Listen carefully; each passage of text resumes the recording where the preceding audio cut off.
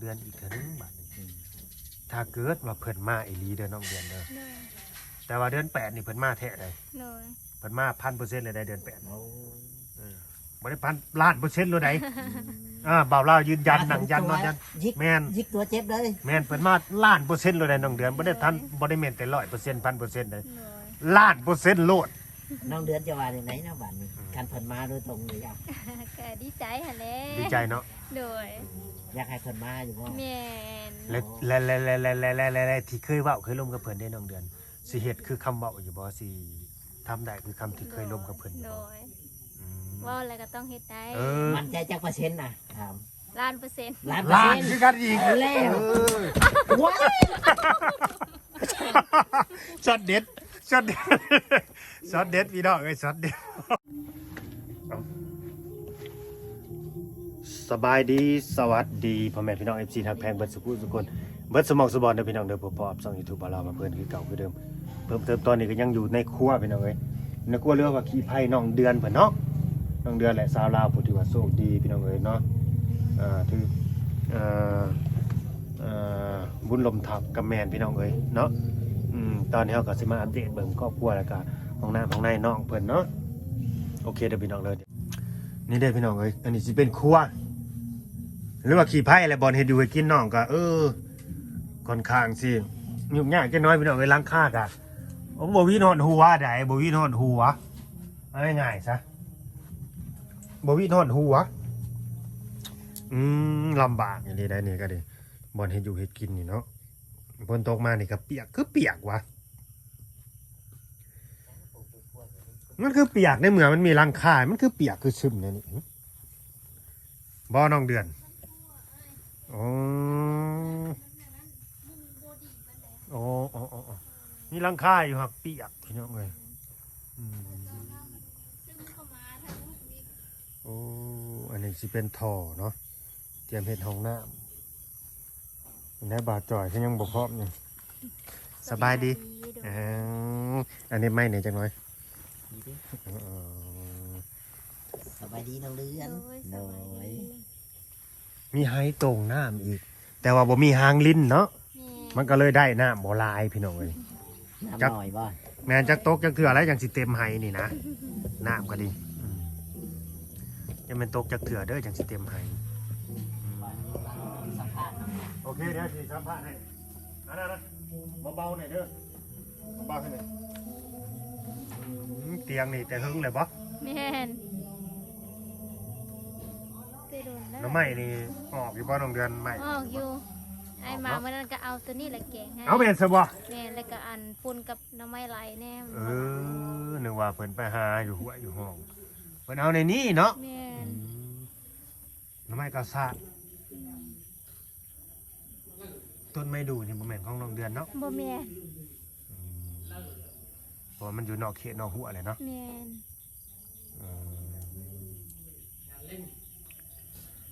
รถไปสรถจักรขนาดรถใช่รถสร้างรถสร้างแม่นรถจักรสร้างเด้อพี่น้องเด้อสร้างที่ว่ามาตีพระตีเพดานเนาะเมื่อวานนี้เพิ่นเอามารถไถเพิ่นแก้เครื่องมาแล้วมื้อนี้เพิ่นขี่รถจักรมาเอาเพิ่นบ่มีรถใหญ่บ่มีแก้เส้นรถไถมามีแต่รถไถแม่นเขาเจ้าก็ยังบ่มีทุนเนาะแม่นยังบ่มีเงินทุนแบบว่าสิซื้อรถแบบว่ารถใหญ่หุ่นดอกหุ่นใดเนี่ยนะพี่น้องไอ้แวะแก่ของแต่ว่าราคาตีพระเขาก็พอหูไปคร่าวๆเลยแหละมันก็แพงก็ว่าเนี่ยตอนนี้ยังก็แพงแต่สมัย 3-4 ปีขึ้นหลังมันก็สิถือกว่านี้สร้างก็ว่าอยู่ว่าอุปกรณ์เนี่ยมันแพงนะมันก็เลยแพงไปตามแพงขึ้นตามบ้านนี้สิถามน้องเดือนเนาะขออนุญาตถามอย่างเล็กจังน้อยเด้อการบริหารเงินนะคิดว่าสิพ่อบ่น้องเดือนโดยพ่ออยู่ตีผ้ากับห้องน้ำ2ห้องเนาะโดยพ่อเนาะเพราะว่าอันแห่ทรายก็ไปแกะเอาเองบ่ได้เขามาส่งเพราะว่ามันมาส่งบ่ได้เป็นไดคือว่ามาส่งบ่ได้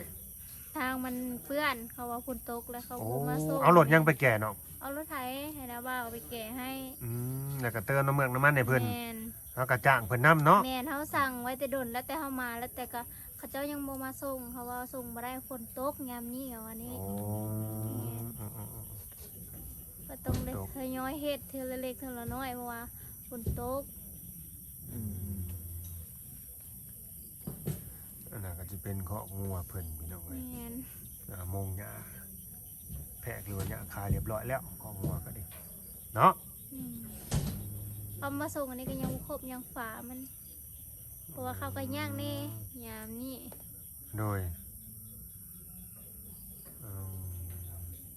แม่นปกติห้องน้ำนี่ที่ว่ามันล่าซ่านี่คือสร้างเพิ่น แม่น คา แม่น ดำนา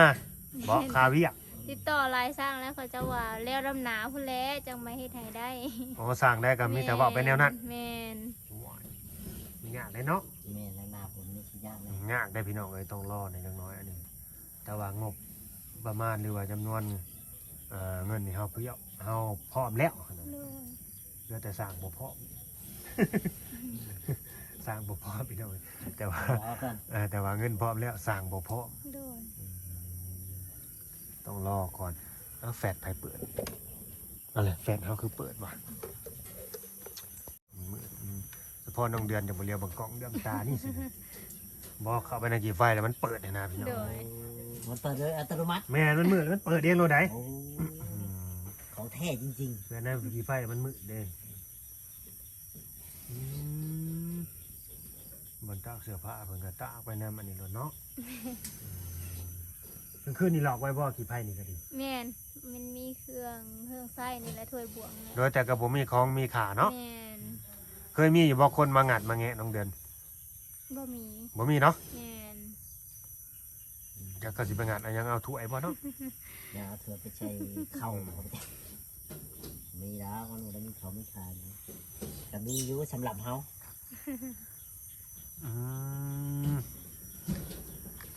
หลายคนก็ถักถามกันเข้ามาพี่น้องเอ้ยคอมเมนต์กันเข้ามาต่างๆนานาว่านมไทยสูงไว้เพิ่นว่าเป็นชั้นสิเส้นลายเนาะแทงเข็มนี่สบายเลยเลือกเอาโลดสิเอาเส้นได้ บัดกำเขาแน่ๆมันบ่มีได้บ่เห็นเลยเห็นในบ่เห็นเส้นฟูเท่าอะไรได้หลายปีเลยคอมเมนต์เข้ามาต่างๆนานาว่าเรื่องเงินไว้เนี่ยเด้อจังสันจังซี่เรื่องเงินไว้หักษาเจ้าของเนี่ยเด้อยามเฒ่ายามแก่เป็นว่าก็มีความคิดว่าจ่อยว่าได้คอมเมนต์กันจะคิดว่าได้เอาเขาคอมเมนต์กัน เสียหลังโคนไล่เกินไป โอนไลน์เกินไปบ่แม่นเขาคอมเมนต์มันก็คอมเมนต์ได้แหละแต่ว่าคนเฮามันก็เว้าไปได้เบิดนั่นแหละ แม่น แต่ว่าเจ้าของเงินเขามันชิวๆได้ล่ะชิวๆสบายเ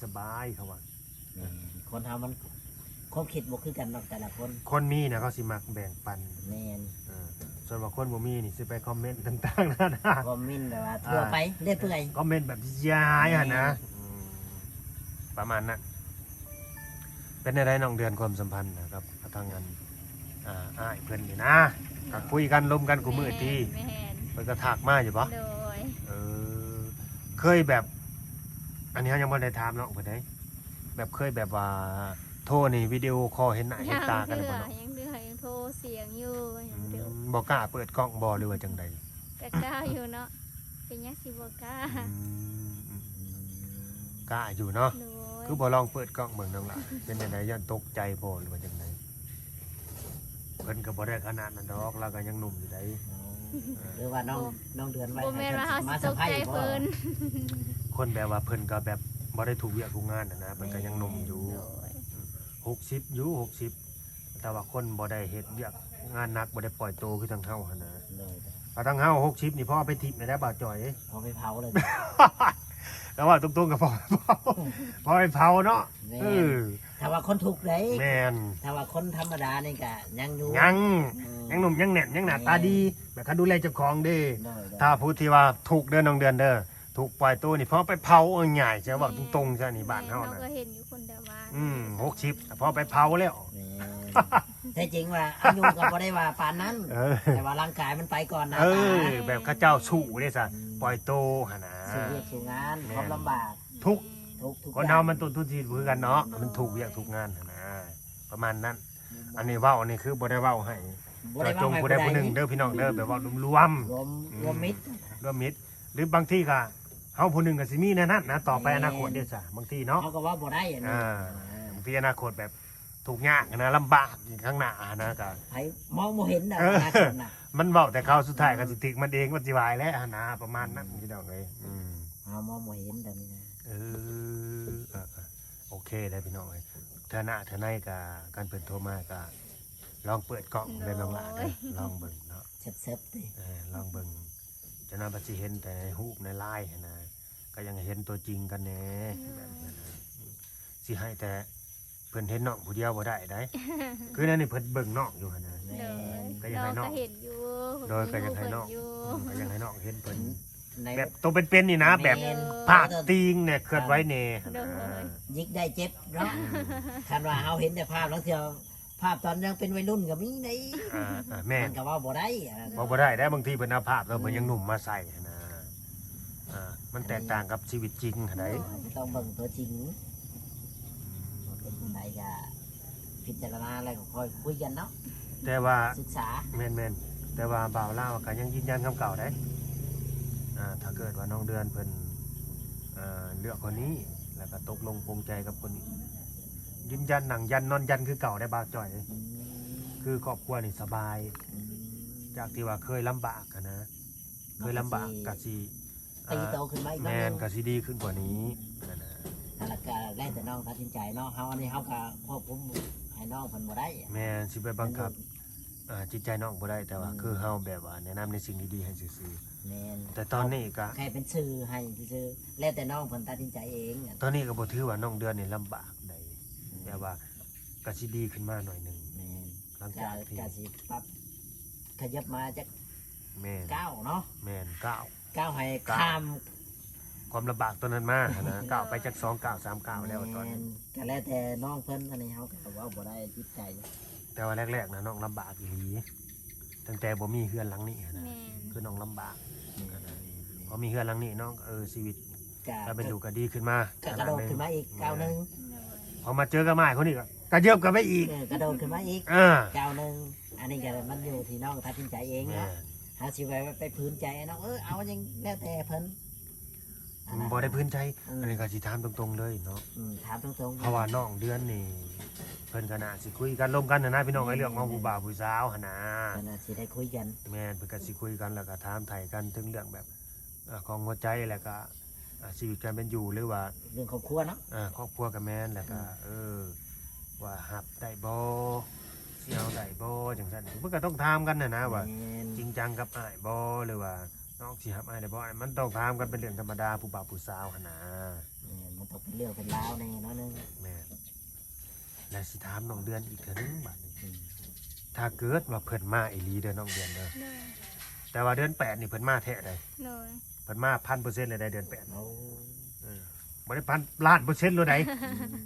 บ่าวลาวยืนยันหนังยันนอนยัน ยิก แม่น ยิกตัวเจ็บเลย แม่นเพิ่นมา1,000,000%เลยได้น้องเดือนบ่ได้ทันบ่ได้แม่นแต่100% 1,000%เลย โดย 1,000,000%โลด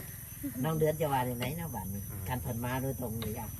ก็ดีใจหั่นแหละ ดีใจเนาะ โดย อยากให้เพิ่นมาอยู่บ่ แม่น และที่เคยเว้าเคยร่วมกับเพิ่นได้น้องเดือนสิเฮ็ดคือคำเว้าอยู่บ่สิทำได้คือคำที่เคยร่วมกับเพิ่นอยู่ โด บ่ ย อืม เว่าอะไรก็ต้องเฮ็ดได้ มันใจจักเปอร์เซ็นต์น่ะถาม ล้านเปอร์เซ็นต์ ล้านเปอร์ ล้าน เซ็นต์ คือกันอีก แล้วว้าย ช็อตเด็ดช็อตเด็ดช็อตเด็ดพี่น้องเอ้ยช็อตเด็ดมันล้านอีหลีเนาะเอ้ยเจ้าดีใจแฮงเจ้าหันบ่าวจอย เจ้าดีใจเห็นนะบัดเห็ดโตะเห็ดเตียงน้องเพิ่นพังเลยบ่ ชับก็จะโชค เห็นได้บัดเห็ดโตะเห็ดเตียงน้องเพิ่นพังเลย โม โอ้ยสิบ่ได้แปลงให้น้องใหม่บ่นี่หึเจะบ่ไปดีใจแทนน้องหยังก็โทษกันเดียวซอสเด็ดพี่น้องเอ้ยดีใจเกินเด้อเจ้านี่เด้อ อยากให้น้องเดือนเพิ่น โดย เนาะ เจ้ามาล้านเพิ่นก็มาล้านคือกันแม่นบ่อ้ายเพิ่นได้เบิ่งคลิปนี่ก็ป๊าดโตพี่น้องเอ้ยเพิ่นมั่นใจขึ้นมาอีกล้านเปอร์เซ็นต์คือกันเพิ่นก็ดี โดย แต่ว่าเรามาแท้เลยน้องเดือนเรามา โด แท้ ย คนมาแท้เลย รับได้อยู่ป่ะล่ะ ได้ ต้องถามความจริงเด้ มาถึงขนาดนี้แล้ว โอ้มาถึงขนาดนี้น้องเพิ่น โดย นี่แหละ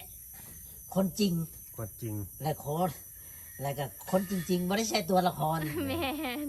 ทุกสิ่งทุกอย่างบ่แม่นคอนเทนต์เด้อพี่น้อง แมน เรื่องจริงชีวิตจริงนะน้องบ่ได้มักนี่คอนเทนต์น่ะหมอนี่สอบเฮ็ดคอนเทนต์เอาเงินหลายๆไปบอกครับจ้ะเฮามีเงินหลายปานนั้นสิไปสู้ไปอวดอ้างคนอื่น มันเป็นอันตรายต่อตัวเฮาได้ แมนแมนแมน ไปสิกล้าพี่น้องเอ้ยอันนี้เว้าบ่คิดคนเฮาเนาะว่าเฮาเฮ็ดคอนเทนต์เอาเงินไปให้ผู้สาวเอารถไปให้ผู้สาวว่าซั่นมันมีคอมเมนต์นะ แมน บ่แม่นเด้อพี่น้องเด้อเรื่องจริง อันนี้มันคอนเทนต์หรือเรื่องจริงน้องเรือน เรื่องจริง อันนี้ยืนยันจากตัวเจ้าของ แม่ สด แม่น โมเมนต์ว่ากับคนจริงๆโมเมนต์ตัวละครน่ะ ตัวละครมันยังไม่ว่าเอาเบิ่งไปมันก็แบบเลื่อยเปื่อยไปเนาะอันนี้มันโตจริงๆเนี่ยเรา นี่ชีวิตสิว่า อืม ตัวละครเขาเห็นบทมาได้เขาเขียนบทมาได้ แม่น จะต้องอ่านไปตามนี่จะต้องแสดงไปตามนี่ แม่น อันนี้คือชีวิตจริงเอาถามกันตรงๆโลดอย่าหูอย่างเอาถาม ค่อย โลด เขียนให้เจ้าเว้าอย่างซี่พอน้องเรือน บ่ อืม ค่อยบอกค่อยสอนแบบนี้บ่มีติ บ่มีบทเนาะ บ่มี เรื่องจริง ทุกสิ่งทุกอย่างคือออกมาจากใจน้องเอง ออกมาจากจิตจากใจแม่นบ่ บ่มีบท อ๋อ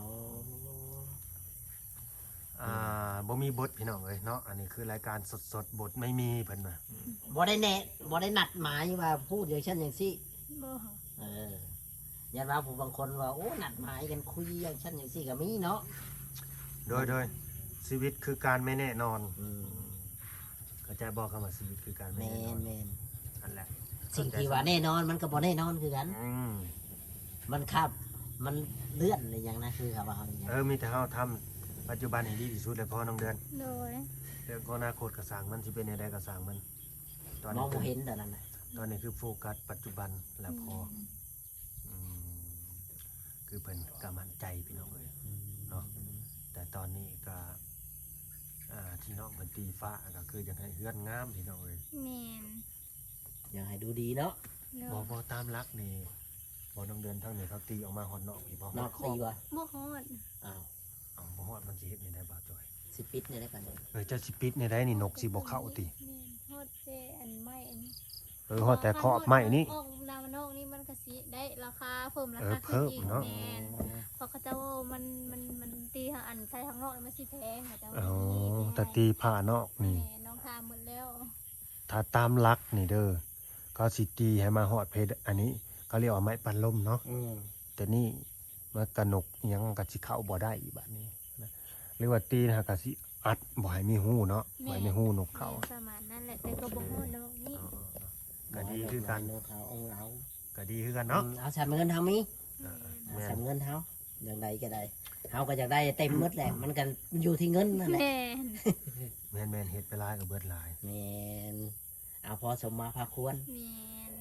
แต่นี่ยังว่าเบิด25ล้านเลยเด้อนี่ อืม ถือว่าหลายเด้ หลายเด้อ สำหรับบอยอยว่าหลายเด้ 25ล้านตอนนี้ก็ตกอยู่ประมาณ 40,000ปลายพุ่นเด้อพี่น้อง แมน 40,000ปลายพันบาท 40,000จักว่า 45,000 46,000ผมบ่จำ ประมาณโดยประมาณ แม่นทางเงินบาทเด้ประมาณนั้น เพราะว่าตอนนี้50,000นี่ก็สิตกอยู่ประมาณ30กว่าล้านเนาะ แม่น อันนะประมาณนั้นเด้อพี่น้องเด้ออันนี้ก็40,000ปลายนะและเงินที่น้องเดือนเพิ่นได้หับมาเนี่ยก็มันก็เบิดไปในจุดนี้ก็ถือว่าหนักเติบ โดย แม่นคือว่าเราก็ยังมีรายได้เนาะ อืม ที่ว่าสิ่งที่เราจะเฮ็ด แต่ตอนนี้ก็ทั้งบ่าวลาวนี่ก็ยังแบบยังหนักใจหรือว่าอุกใจนำได้เพราะว่าน้องเพิ่นนี่บ่ได้อุดทางเทิงก่อนนะแล้วมาตีผ้าเลยจังสิขึ้นไปอุดมันอีกสิฮู้บ่ว่าอยู่ไสมันหัวนะ แม่น ตัวนี้นะนี่ อันนี้ คือ ก็ ข้อ มี เสียเด้อน้อง มี ดือน เหตุและผล อ่า ข้อเสียมัน น้อง นี่ ก็ คือ บ่ฮู้ ข้อเสีย นะว่าอันสร้างเนาะเพราะว่าน้องก็บอกเขาแล้วว่าเขาว่าสิอุดให้ โดยเลยสิขึ้นไปเบิ่งข้างหลังบ่ไว้ว่าน็อตมันเด้งแล้วได้ถ้าส แม่ มมุติ น ลง แม่ แล้ว น ก็ ประ อุด มาณนั้นโดย อาจจะคิดว่าอยู่นี่มันหัวนะ แม่ ประมาณนี้ เหมือนมันก็ต้องหมุนทุกโตเลยเฮาบ่ฮู้เลย แล้ว เฮาส่องบ่เห็นมัน หรือเจ้าของเฮือนอาจจะชี้จุดว่าอยู่วางนี้เด้อนี่เห็นมันหัวอยู่วางนี้สร้างก็ไปอุดให้อุดให้ โดย เนาะ โดย จะได้ก็สู้ๆเด้อเป็นกำลังใจให้เด้อน้อง โด หลานเด้อย ทุกสิ่งทุกอย่างขึ้นอยู่กับน้อง ฮ็ดดีทำดีได้ดีได้น้องหลา โดย เนาะเฮ็ดดีทำดีได้ดีเนาะเป็นสีแก่ตนเป็นว่าอันนะประมาณ พูด นั้น จริงเว่าจริงเนาะทุกจริงทุกอย่างมันอยู่ที่ตัวเฮาเอง แม่นถ้าเบิ่งถ้าชมแล้วก็ถ้า แม่น ติดตามนำกัน รุ่นต่อไปยังไงบ่เชื่อ แม่ เป็นจังใดก็ค่อยว่าพิจารณานํกัน แม่น เนาะ คนนั่นได้ก็เขาเรียกว่า คนล้านมาเจอคนล้าน อืม บ่แม่นแต่ร้อยบ่แม่นแต่พันล้านเปอร์เซ็นต์ น้องเพิ่นก็ล้านทั้งผู้บ่าวก็ล้านคือกัน แม่น มันสิทำใดเลย แม่นล้านต่อล้านมาบวกกันเป็น2ล้าน อืม อีหยัง2ล้านนี่2ล้านบาทบ่ บ่ได้2ล้านคน 2ล้านเปอร์เซ็นต์ 2ล้านเปอร์เซ็นต์ก็รอเบิ่งรอรุ่นนํกันว่าสิเป็นจังใดก็เฮาก็บ่ฮู้เนาะ โดยแม่น เรื่องอนาคตเฮามองบ่เห็นดอก แม่นมง แต่เอาปัจจุบันโฟกัสปัจจุบันไปก่อน อนาคตอนาคตนะ อนาคตบ่ฮู้ว่ามันสิเป็นจังไดเฮายังบ่จักกันนะ เรื่องของอนาคต เรื่ ก็ ง คืออนาคต อนาคตคือคาตะกะแตนเพิ่นเห็นอยู่บ่ อืม มันขดเด้ฮะตะกะแตน มันบ่ฮู้นะ เออ ว่ามันสิ อนาคตคือคาตะกะแตนกันนะมันสิเป็นจังไดไปสิฮู้ ไปสิฮู้ก่อน อืม ขนาดเฮาผู้นั่งอยู่นี่อนาคตข้างหน้าเฮาสิเป็นจังไดเฮายังบ่จัก บ่ฮู้ บ่ฮู้บ่จัก เฮาผู้มาถามเพิ่นตรงๆนี่เฮายังบ่ได้จักได้ อนาคตคือคาตะกะแตนมีหยังเพิ่มเติมบ่บ่าจ้อย นี่แหละชีวิตของคนเฮาก็บ่ได้บ่ อ่า ได้ แม่นๆโอเคเด้อพี่น้องเด้อเนาะเฮาก็สิได้ คำลาพระเจ้า ลาพระจากได้พี่น้องเอ้ยเนาะมันก็ค่ำเลยได้เนาะบ่าจ้อยเนาะ ไปค่ำลงแรงเนาะ ค่ำได้เฮาก็สิเดินทางเมื่อได้พี่น้องเอ้ยมันไกล เพราะว่าเดินทางมันก็ใช้เวลา โดย อีกเป็นชั่วโมงพุ่น ชั่วโมงบัดเมื่อนี่ครับเมื่อนี่เฮาเมื่อไปเมื่อมันที่ บ่มาชงบ่จ้อยนี่ว่า เมื่อไปเมื่อมันเด้อขับรถดีๆเด้อเจ้าก็ดีเนาะ บ่ยังมาส่งกัน บ่เพราะว่าทางมันเปื้อนเด้ฝนตกอะนะทางเปื้อนพี่น้องเอ้ย ท่านี่เด้อ อืมโอเคจะได้ก็เป็นกำลังใจให้น้องเดือนเด้อ แม่นให้น้องเพิ่น ข สู้ อให้สู้ๆแล้วก็ขอให้เพิ่นสมรักสมหวังอะไรพี่น้องเอ้ยคิดสิ่งใดทำสิ่งใดก็ขอให้สมความมุ่งมั่นปรารถนาเด้อน้องหลานเด้อเนาะเฮ็ดหยังทำหยังก็ดีเด้อขอให้มีผู้หักผู้แพงเนาะผู้ทำคำสู้นะถ้าว่าอ้ายคนนี้เพิ่นสิตกลงปรงใจกับน้องเด้อเพิ่นสิหักสิแพงน้องก็ขอให้เพิ่นหักน้องด้วยใจขอให้เพิ่นเบิ่งเพิ่นแย่งเนาะ แม่นบ่ตัวบ่ต้มกันเนาะ แม่นกับครอบครัวน้องเนาะ อืม ให้มีอยู่มีกินสุขสบายเด้อน้องหลานเด้อ โดย อยาก โอ ให้ เค เบิ่ง พี่ แย น้อง งเอ้ย น้องเพิ่นให้ชีวิตที่ดีขึ้น แม่น กว่านี้เนาะ เพราะว่าลูกสาวเดียวนะ แม่นเพิ่นก็เป็นคนที่ว่าหักครอบครัว แม่นลูกสาวเดียวแล้วกันนะสงสารพี่น้องเลยเป็นผู้สาวโสดอีกเนาะโอเคน้องหลาสบายดี สบายดีสบายดี โดยสบายดี